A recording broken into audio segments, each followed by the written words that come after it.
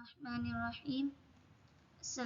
Assalatu wassalamu ala asyrafil anbiya'il mursalin Sayyidina Muhammad wa ala alihi wa sahbihi ajma'in.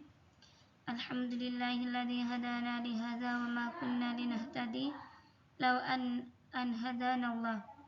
Asyhadu an la ilaha illallah wa asyhadu anna Muhammadan abduhu wa rasuluh. Bismillahirrahmanirrahim. Perkenalkan, nama saya Musyarafah dari Prodi Ilmu Al-Quran dan Tafsir yang hendak mengerjakan tugas untuk memenuhi tugas UTS dengan materi Ulumul Quran yang diampuh oleh Dr. Kyai Haji Ahmad Alim LCMA.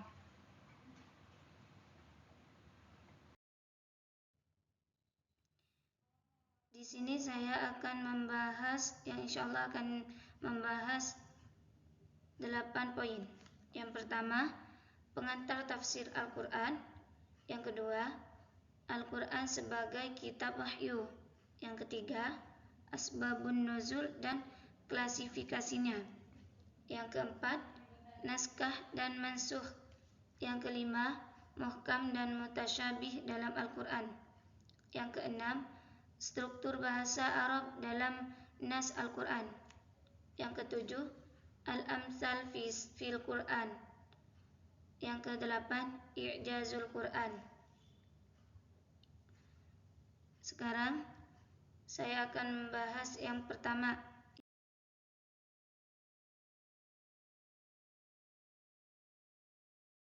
Bismillahirrahmanirrahim. Baik, saya di sini akan menjelaskan yang pertama, yaitu pengantar tafsir Al-Quran.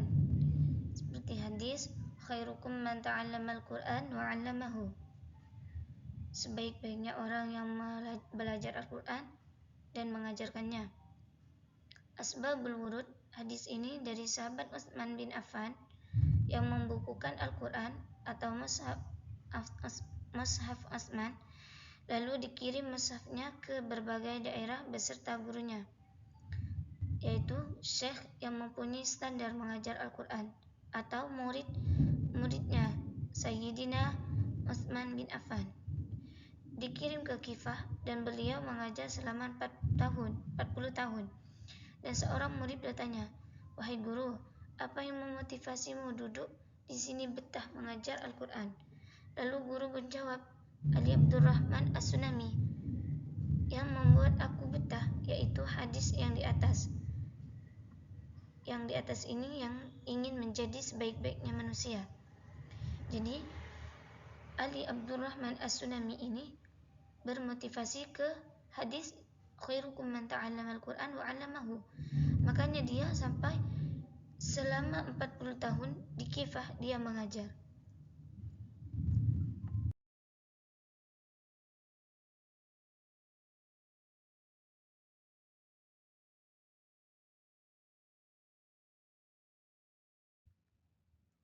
Baik, di sini saya akan menjelaskan yang nomor 2, yaitu Al-Quran sebagai kitab wahyu. Konsep wahyu Al-Quran dalam pandangan Islam merupakan satu hal yang transenden dalam interval waktu selama 14 abad ke belakang. Tidak ada satu rasul yang diutus setelah Muhammad. Maka dalam memahami fenomena wahyu kita merujuk kepada laporan otentik dari Rasulullah atau hadis atau para sahabatnya yang mengikuti kehidupan beliau. Al-Quran adalah kitab yang tanzil, lafzul wa ma'nan minallah. Proses kodifikasi Al-Quran berlangsung sangat ketat melalui hafalan dan tulisan sehingga tidak memungkinkan terjadinya penyimpangan. Ada tradisi sanad dalam Islam sehingga umat Islam tidak kehilangan cara untuk membaca Al-Quran dengan benar sama dengan yang dibaca Rasulullah. Kitab yang dijaga dan juga dikoreksi dan urutannya juga. Zaid bin Sabit, orang yang menulis Al-Quran dan akhir surah At-Taubah dibawa oleh Usaimah dan bin Sabit. Jadi di sini ini Al-Quran itu sangatlah ketat proses untuk menulis Al-Quran itu sangat ketat, harus mengumpulkan banyak orang yang hafal Al-Quran, dan ketika waktu menulis Al-Quran itu ada 2 saksi untuk memastikan tidak ada penyimpangan dalam Al-Quran. Dan sekarang di dalam meskipun akhir zaman sekarang ada sanad. Jadi sanad ini memastikan dengan bacaan Rasulullah yang sama.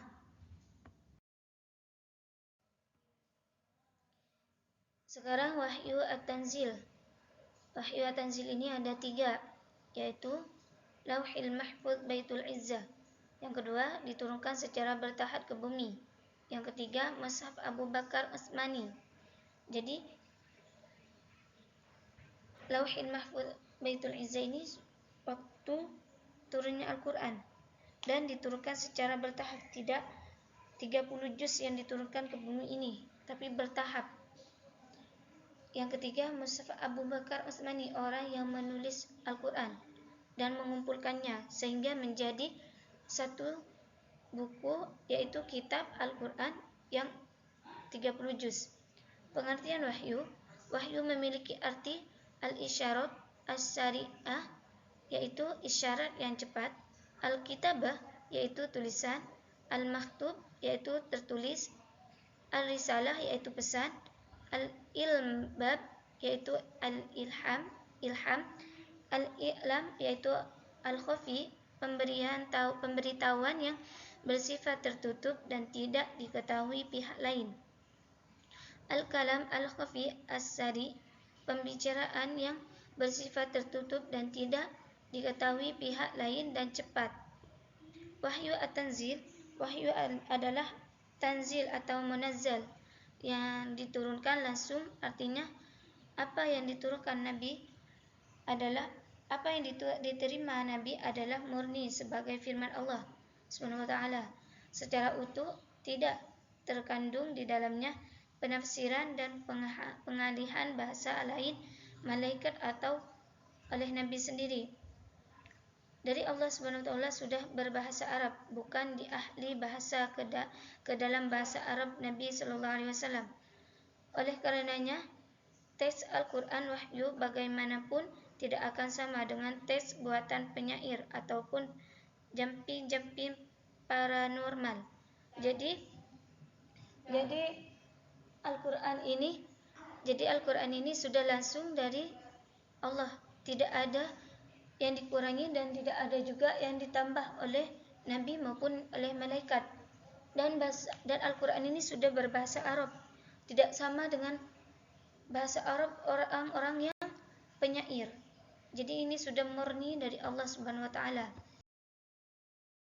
Sekarang yang ketiga, yaitu asbabun nuzul dan klasifikasinya. Asbabun nuzul ini penting untuk mengetahui latar belakang peristiwa. Asbabun nuzul bisa diterjemah sesuatu peristiwa yang bisa dipindah. Jika taat kepada Allah dan Rasul-Nya, maka orang itu akan mendapatkan syafaat dan dikumpulkan dengan Nabi. Untuk itu, peristiwa sahabat Ukaisah yang sakit jika tidak melihat Nabi dalam satu hari. Jadi sahabat Ukaisah ini dalam satu hari aja tidak melihat Nabi, dia merasakan sakit. Karena saking sayangnya dia kepada Nabi yang sudah membawa dia ke jalan yang benar. Asbabun nuzul ini ada 2 kata cara bahasa. 1, asbab, artinya tali atau jalan. 2, an-nuzul, artinya tahan atau berpindah dari tempat tinggal ke rendah. Asbabun nuzul secara istilah. Asbabun nuzul artinya peristiwa latar belakang turunnya satu ayat di masa sahabat. Imam As-Sakhoni mengatakan bahwa asbabun nuzul dibagi 2. 1, peristiwa yang menjelaskan suatu hukum. 2, suatu peristiwa yang bertanya kepada Nabi dan yang langsung diturunkan ayat tentang hukum yang ditanya oleh Allah. Manfaat asbabun nuzul memberikan hikmah melalui ayat-ayat dan di mana ayat itu diturunkan kepada Nabi.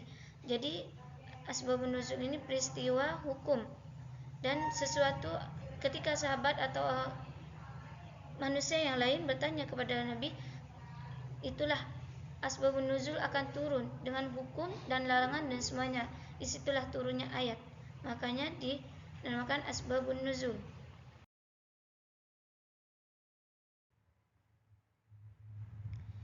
Sekarang sintesis dan pemaparan ini dapat disimpulkan bahwa terminologi asbabun nuzul mencakup dua hal. Pertama, terjadinya suatu peristiwa yang kemudian direspon oleh turunnya ayat merupakan pengungkapan fakta, berita atau respon tertentu ada muatan hukum. Jadi, ada peristiwa yang diturunkan ayat langsung oleh Allah, maka itu adalah fakta dan ada hukum yang dilarang ataupun yang tidak dilarang. Yang kedua, suatu peristiwa merupakan pertanyaan sahabat atau orang lain kepada Nabi SAW yang dijawab langsung oleh turunnya satu atau beberapa ayat Al-Quran merupakan penjelasan hukum atau penyelesaian masalah.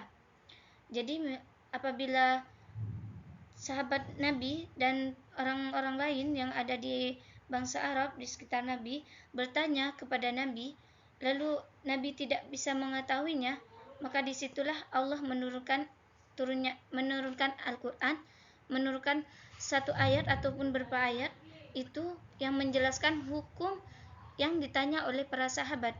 Nah, itu yang dinamakan penyelesaian masalah.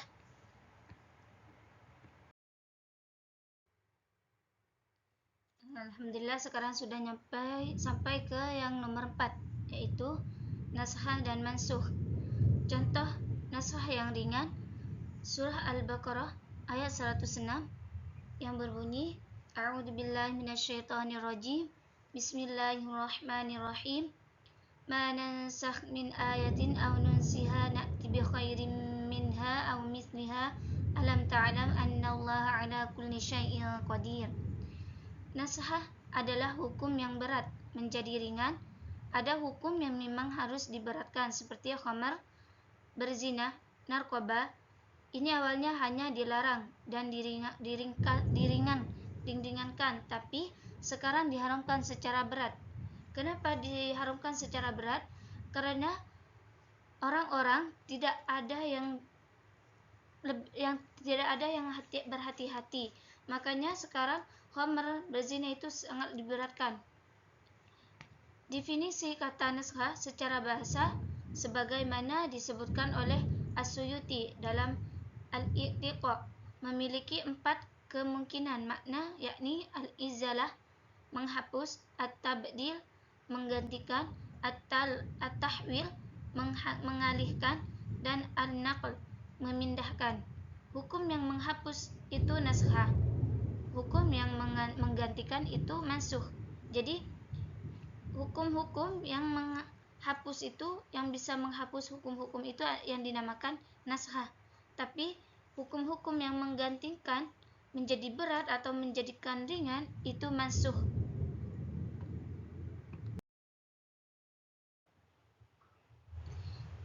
Lughatan, dari segi bahasa lughah, naskah bisa diartikan sebagai pembatalan atau penghapus.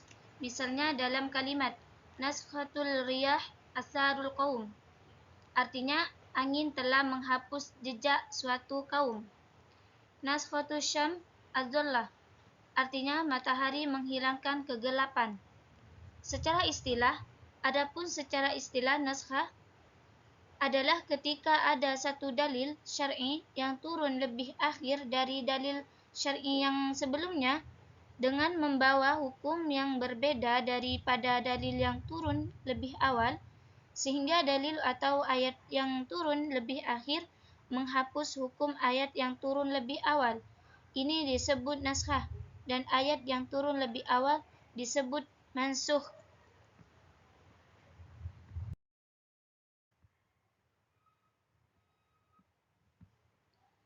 Syarat-syarat naskah. ada 3. 1. Hukum yang dihapus adalah hukum syar'i. 2. Dalil yang menghapuskan hukum yang lama itu mestilah hukum syar'i yang datang kemudian selepas hukum yang ingin dimasukkan. Yang ketiga, perkara yang dimasukkan hukumnya mestilah tidak terikat pada masa-masa tertentu.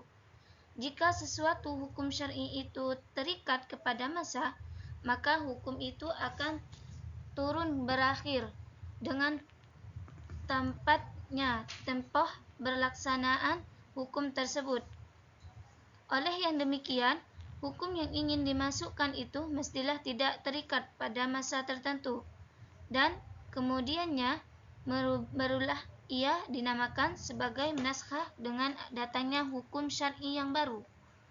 Bagaimana cara mengetahui adanya naskah dan mansukh? 1. Riwayat yang jelas dari Nabi ataupun sahabat. 2. Ijma' atau konsensus umat terkait mana yang naskah dan mansukh. 3.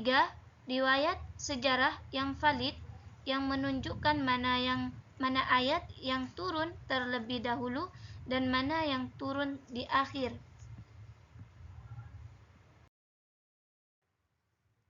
Alhamdulillah, ini sudah sampai ke nomor 5, yaitu muhkam dan mutasyabih dalam Al-Quran. 1. Muhkam. Ayat muhkam berarti ayat Al-Quran yang jelas, hakama yahkumu. Yang nomor 2, mutasyabih adalah sebagian lawan dari kata muhkam, yaitu ayat-ayat Al-Quran yang mengandung kesamaran dan kebalikan dalam memahaminya. Allah menurunkan ayat-ayat mutasyabih untuk menunjukkan kebesarannya, untuk menunjukkan kesabarannya, dan menunjukkan kepada manusia untuk berfikir dan mengungkapkan rahasianya. Jadi muhkam itu ayat-ayat yang jelas halal dan haramnya, dan lain sebagainya. Ayat perintah dari Allah yang jelas dan bukan ayat-ayat yang dinaskhi atau dihapus. Ayat mutasyabih, ayat yang mengandung huruf terpisah seperti huruf muqatta'ah, alif lam mim shad nun qaf yang berada di awal surah. Yang berada di awal surah dikenal dengan fawatih al-aswar. Selain itu ayat-ayat yang sudah dibatalkan dan yang tidak dilaksanakan juga termasuk dalam kategori mutasyabihat. Jadi ayat-ayat yang terpotong itu di awal surah itu dinamakan ayat mutasyabih.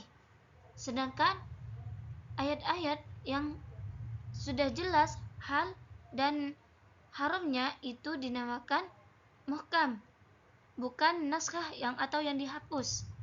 Jadi muhkam itu ayat-ayat yang sudah jelas, haram dan halalnya itu sudah jelas dari Allah gitu. Sedangkan mutasyabih adalah ayat-ayat yang kepotong di awal surah, seperti Yasin, itu ayat-ayat yang kepotong, atau Qaf, Nun itu. Ilmu yang mendarah daging itu pilarnya ada 4 dalam tafsir Al-Baqawi. Yang pertama, taqwa, at-taqwi bainahu wa bainallah. Yang kedua, tawadu, at-tawadi bainahu wa bainal khalqi. Yang ketiga, az-zuhud, az-zuhud bainahu wa bainad dunya. Yang keempat, mujahadah, al-jahidatu bainahu wa bainan nafsu. Jadi ini ilmu-ilmu yang mendarah daging dalam tafsir Al-Quran. Apabila kita melakukan ini, maka kita akan mendapatkan ilmu yang mendarah daging dalam tubuh kita. Alhamdulillah, ini sudah nomor 6, yaitu struktur bahasa Arab dalam nas Al-Quran. Bahasa Arab adalah bahasa yang berkaitan dengan Al-Quran, sebab Al-Quran diturunkan dengan bahasa Nabi Muhammad, yaitu bahasa Arab. Umar bin Khattab berkata, "Ta'allamul Arabiyyah fa innaha man dinakum." Belajarlah bahasa Arab karena bahasa Arab itu bagian dari agamamu. Jadi kita itu sama Umar bin Khattab disuruh untuk belajar bahasa Arab karena bahasa Arab itu bagian dari agama kita. Imam Syafi'i berkata, siapa yang menguasai nahwu, maka dia dimudahkan untuk memahami seluruh ilmu. Kunci seluruh ilmu itu ada di nahwu. Apabila kita sudah menguasai nahwu, maka seluruh ilmu akan mengikutinya. Kalam ada 3, yaitu 1. Kalam khobar, 2. Kalam isya, 3. Kalam nahi. Jadi kalam itu terbagi 3. Kalam khobar, kalam insya, kalam nahi. Ungkapan dalam bahasa Arab dan klasifikasinya ada 2. 1. Ummu atau al-am. 2. Ummu atau al-am. Pengertian dari al-am adalah lafaz yang membawa arti umum dan menyeluruh, tidak terbatas pada satu makna. Ulama usul mengatakan, al-am adalah lafaz yang mencangkup semua yang sesuai untuk lafaz tersebut dengan satu kata sekaligus. Contoh firman Allah Subhanahu wa taala, "Wahai sekalian manusia, bertakwalah kepada Allah, kepada Tuhanmu yang telah menjadikanmu bermula dari diri yang satu, yaitu Adam." Inilah contoh dari al-am. Jadi al-am itu adalah lafal yang sekaligus, tidak kepotong-potong. Itu yang dinamakan al-am. Urgensi. Bahasa Arab merupakan bahasa wahyu yang paling fasih secara lisan dan secara makna. Holistik secara tekstual maupun kontekstual, memiliki sejarah tersendiri dan fungsi yang berbeda, serta yang sempurna jika dibandingkan dengan bahasa lainnya. Untuk ini, Allah telah memiliki bahasa Arab sebagai bahasa kitab suci Al-Quran. Jadi bahasa Arab ini sudah merupakan wahyu yang paling fasih secara lisan, karena bahasa Arab ini tidak ada bandingannya dengan bahasa-bahasa yang lain, dan bisa dimengerti dan juga indah kedengarannya dan juga ketika dibacanya. Sekarang Siyuh al-Amr. Siyuh al-Amr terbagi kepada beberapa bagian. 1. Kata fardu. Pada firman Allah Subhanahu wa ta'ala, A'udzu billahi minasyaitonir rajim. Bismillahirrahmanirrahim. Qad 'alimna ma fardna 'alaihim fi azwajihim. Sesungguhnya kami telah mengetahui apa yang kami atau Allah wajibkan kepada mereka tentang istri-istri mereka.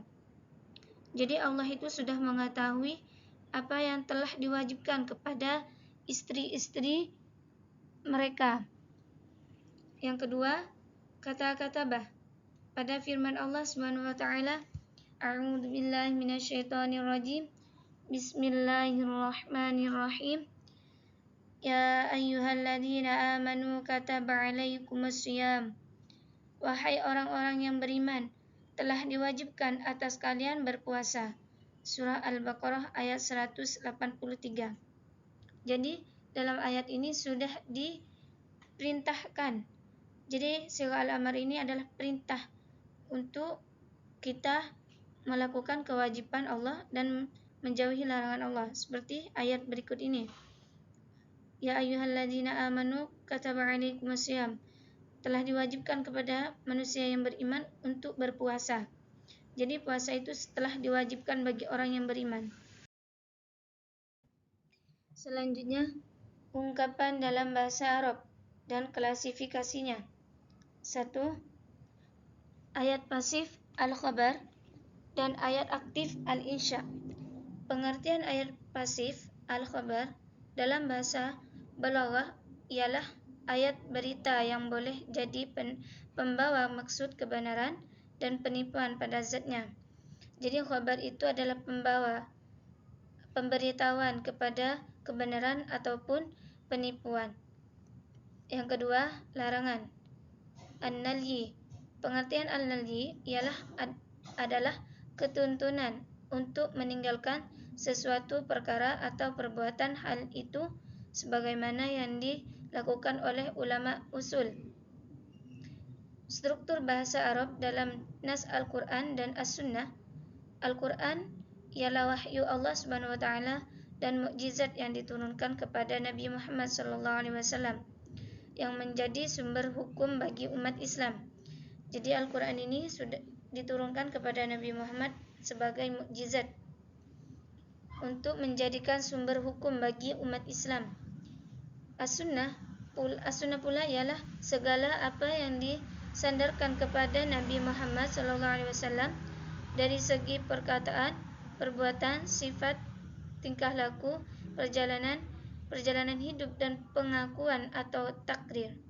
Jadi kalau sunnah itu diambil dari segala perbuatan Nabi Muhammad, perkataan Nabi Muhammad, dan sifatnya juga tingkah laku Nabi Muhammad itu termasuk sunnah. Sighah al-amr di sini terbagi kepada beberapa bagian. Yang pertama, sighah fi'il amar, yang kedua, sighah fi'il mudhari', yang ketiga, sighah khabariyah, yang keempat, masdar yang menggantikan fi'il amar, yang kelima, penggunaan isim fi'il amar, yang keenam, kata-kata yang mengandung makna suruh atau perintah, wajib dan fardu, yang ketujuh, pemberitahuan tentang adanya kewajiban dan memakai kata ala, wajib asyarat. Jadi ini sighah al-amr ini terbagi menjadi 7. Fungsi sighah amr, hukum asalnya adalah menunjukkan perintah wajib. Jadi amar itu hukumnya awalnya itu wajib, tetapi terkadang memiliki banyak variasi dalam penggunaannya sehingga memiliki makna yang berbeda sesuai dengan qarinahnya. Di antaranya adalah sebagai berikut: 1. Nab, 2. Muqatabah, 3. Ta'dib, 4. Hadid, 5. Doa, 6. Perintah. Jadi ini hukum yang memiliki banyak variasi dalam penggunaan. Fi'il amar ini awalnya kan wajib, tapi karena banyak penggunaan sehingga memiliki banyak makna yang berbeda-beda, jadi ini tergantung qarinahnya. Sighah an-nahyi terbagi kepada beberapa bagian. 1. Sighah yang menunjukkan larangan. Jadi ini sighah ini yang menunjukkan larangan. Yang pertama, larangan-larangan yang diturunkan oleh Allah. Yang kedua, sighah yang menunjukkan makna tahan. Itu. Yang ketiga, sighah perintah yang menyuruh untuk meninggalkan. Jadi semua perintah yang Allah yang menyuruh perintahkan itu dinamakan sighah an-nahyi. 4. Sighah fi'il mudhari' disertai dengan lam an-nafi.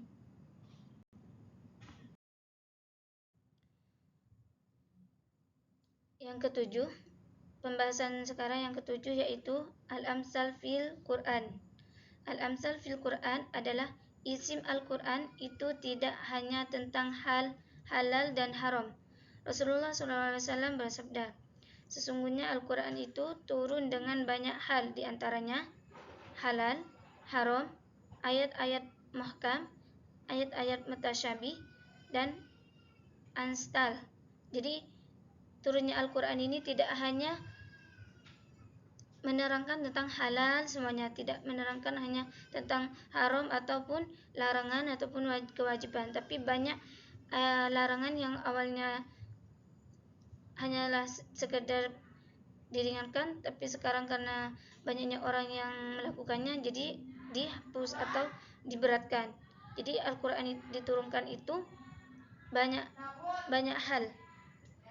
Tujuan utamanya adalah mengambil pelajaran dan ibarah, seperti surah Al-Yunus ayat 4.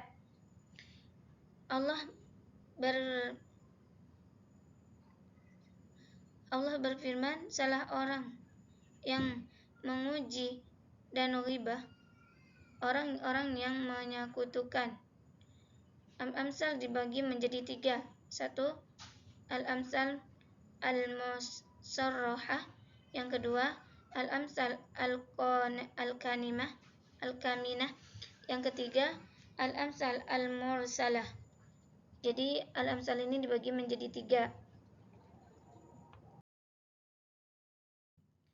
Permisalan dalam Al-Quran yaitu pertama, permisalan dalam Al-Quran yang mengungkapkan dengan kata-kata yang jelas dan terang. Masaluhum kamasalil ladzi, itu kan terang. Tuh. Yang kedua, permisalan dalam Al-Quran yang di dalamnya tidak tetap secara kandungan, terpisah sebuah perumpamaan yang tidak berapa tekstual. Contoh, tidak boros, tidak kikil, harus biasa-biasa aja. Permisalan dalam Al-Quran yang di dalamnya tidak diungkapkan secara jelas atau terang, namun kemudian menjadi sebuah permisalan dengan disebut walakum dinukum waliyadin. Jadi permisalan dalam Al-Quran ini ada 3 hal. Yang pertama itu ungkapan-ungkapan yang sudah jelas, ungkapan-ungkapan yang sudah terang dan jelas. Yang kedua itu kita tidak boleh boros atau kikil, itu biasa-biasa aja gitu. Dalam melakukan hal apapun itu harus biasa-biasa aja. Tapi yang ketiga ini memudahkan, yang tiga ini ungkapkan secara jelas atau terang, namun kemudian menjadi sebuah permisalan.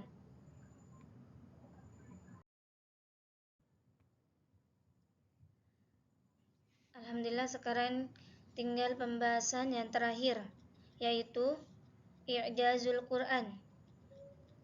Sekarang muqaddimah. Kata mu'jizat dari segi bahasa berarti melemahkan, menundukkan, atau tidak mampu mengerjakan suatu perkara yang tidak dapat dilakukan manusia, baik secara individu maupun kolektif.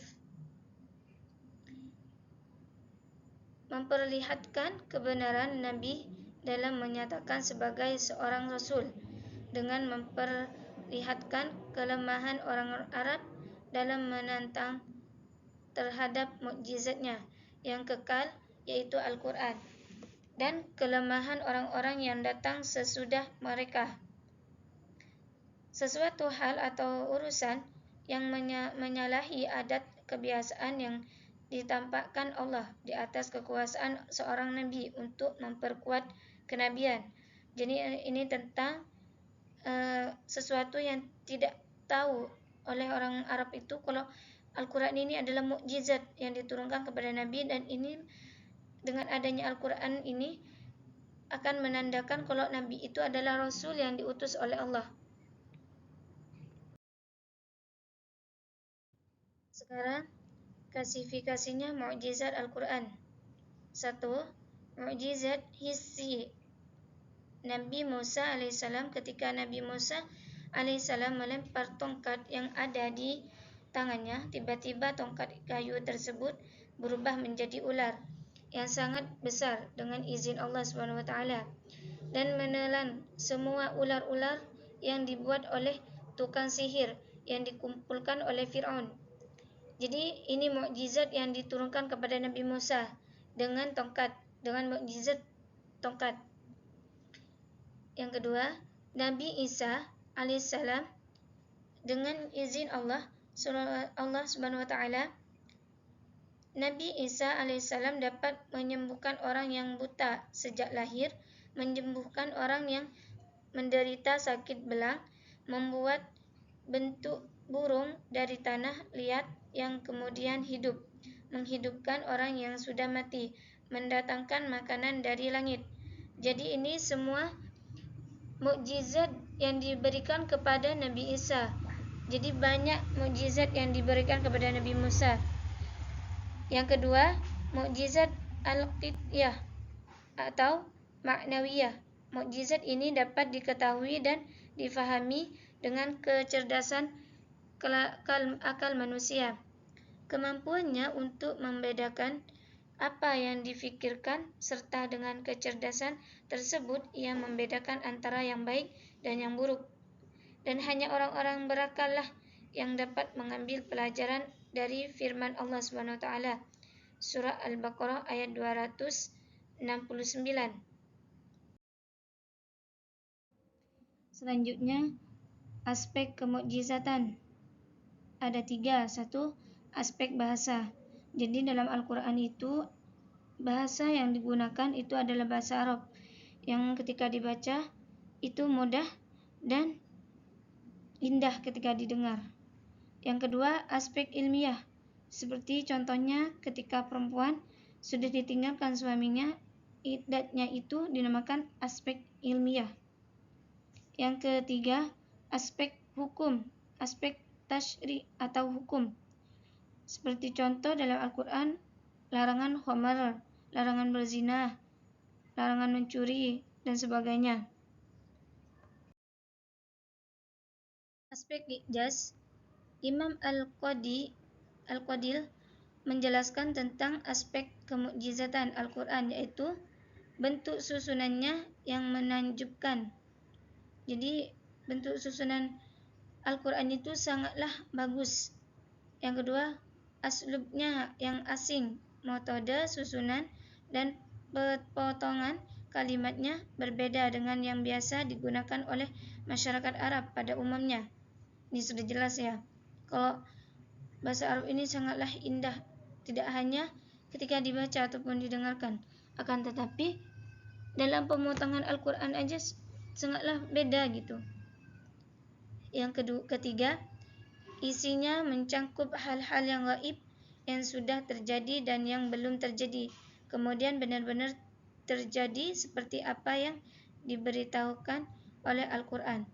Jadi Al-Quran itu mencangkup ke segala hal, entah itu yang gaib, yang kita tidak bisa melihatnya ataupun kita tidak bisa merasakannya, dan yang belum kita rasakan seperti hidup di alam beda gitu. Itu sudah ada dijelaskan dalam Al-Quran. Yang keempat, berita tentang umat terdahulu dan syariat yang telah berlaku dan hanya bisa diketahui oleh sebagian Yahudi. Tetapi Rasulullah SAW mampu menceritakan sesuai dengan keadaannya. Padahal beliau adalah ummi dan tidak menyaksikan dengan kedua mata beliau peristiwa tersebut.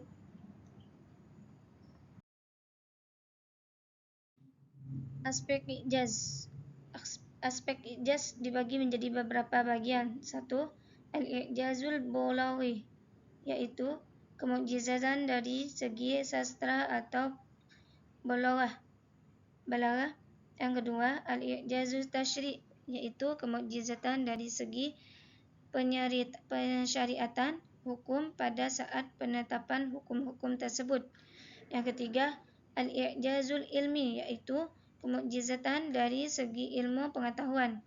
Yang keempat, al-i'jazu al-dadi, yaitu kemukjizatan dari segi matematis statistik. Yang kelima, ilmu ghaib yang ada di dalamnya. Yang keenam, isi kandungan Al-Quran terbebas dari kontradiksi. Yang ketujuh, antisipasi terhadap perkembangan zaman. Yang kedelapan, pembuktian terhadap pembalasan kontemporer yang belum dibuktikan sebelumnya. Jadi ini aspek ijaziyah. Ini pembahasan sudah yang terakhir.